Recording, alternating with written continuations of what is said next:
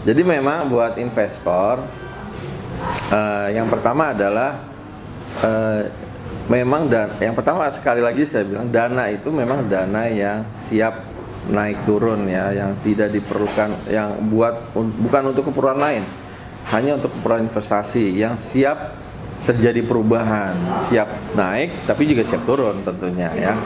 Jangan sampai berpengaruh terhadap operasional keluarga ya, kalau yang sudah berkeluarga, atau ya kalau masih sendiri juga pengaruh terhadap lifestyle dan sebagainya.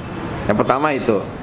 Terus yang kedua adalah biasanya kesalahannya adalah biasanya memilih perusahaan yang sudah dikenal ya. Jadi misalnya perbankan, oh saya biasa pakai bank ini nih, saya mau beli aja deh saham bank ini, tanpa melihat secara teknikal, oh chartnya sedang turun-turunnya nih, nanti akan apa mengalami kerugian dan lain-lain. Oh enggak, yang penting saya mau beli gitu. Itu kesalahan yang kedua ya. Jadi memilih bukan berdasarkan analisa, tapi ya, walaupun analisa yang biasa lah ya, nggak terlalu sulit ya, kayak technical analysis kan bisa kita lihat. Kita bikin aja garis di awal sama garis di akhir, nih trennya gimana, apakah naik atau turun. Jadi bukan berdasarkan oh saya kenal perusahaan ini, saya mau beli sahamnya gitu. Ya, yang kedua itu. Terus yang ketiga adalah tidak memiliki tujuan. Investasi juga harus ada tujuan. Sama seperti kita beli properti. Berapa tahun nih kita harus jual properti ini. Jadi tidak apa ya, kalau istilah anak muda sekarang let it flow ya, mengikuti arus. Tapi kita harus ada tujuan nih. Saya mau sebulan return 20%. Ya udah, berarti kita trading rata-rata selama sebulan itu harus 20%. Jadi misalnya kita lihat ini udah 20% nih, ya udah cut gitu. Keuntungan 20% cut gitu. Biasanya untuk trading pemula dia terus gitu udah untung sebenarnya, udah 20%. Tapi ya dilanjutkan terus. Enggak, nanti aja. Kita tunggu aja, siapa tahu bisa lebih tinggi lagi gitu kan. Nah, itu kesalahannya. Kalau sebaiknya kalau misalnya memang lagi tinggi, ya udah di-cut dulu di harga yang keuntungannya diambil dulu.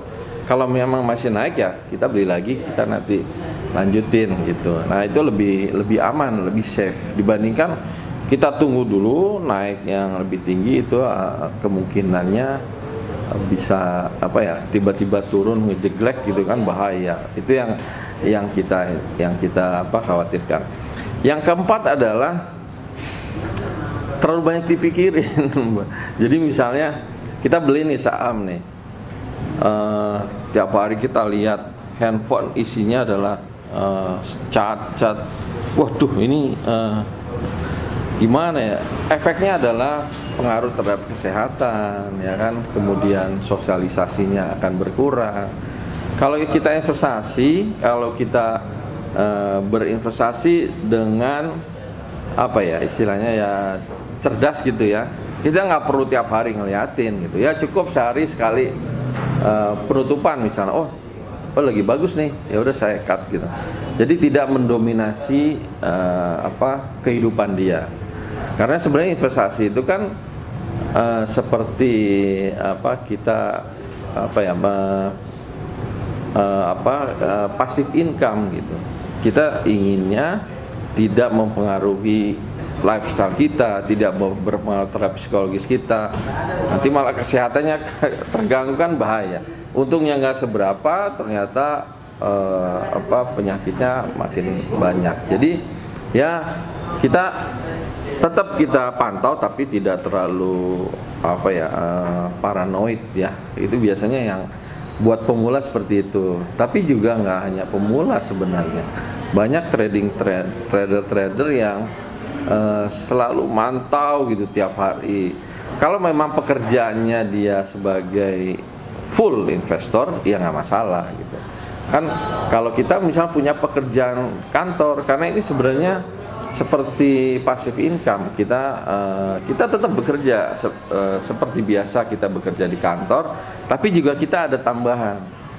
Nah, tambahan ini kadang-kadang lebih besar dari nanti gajinya dia di kantor tersebut. Nah, Kalau nanti misalnya sudah mulai besar ya dia bisa pindah ke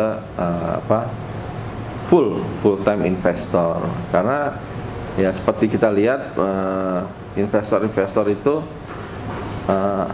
punya uang banyak, punya waktu yang banyak. Itu yang diinginkan adalah uang banyak tapi waktu juga banyak. Nah, itu adalah investor. Ini adalah ideal. Jadi artinya kita harus menikmati yang sudah kita perjuangkan. Ya harus ada piknik juga ya, karena kalau nggak ada piknik yang ada bete ya. Kita udah punya nih hasil investasinya udah banyak, tapi nggak ada pikniknya, justru itu akan menjadi hal yang kurang baik bagi si investor ya, karena investor perlu jangan terlalu banyak memikirkan saham yang sedang dia masuki ya, yang dia beli. Nah, itu yang ini. Jadi kita udah lihat nih secara teknikal. Ini yang kelima ya, terburu-buru. Jadi terburu, misalnya gini, wah ini kayaknya turun terus nih, udah cut loss gitu. Sebenarnya kerugian itu belum menjadi kerugian kalau kita belum menjual sahamnya. Kita lihat secara rasio kemarin itu saya udah lihat kok dia itu bagus, nggak mungkin dia akan turun terus gitu, pasti akan naik.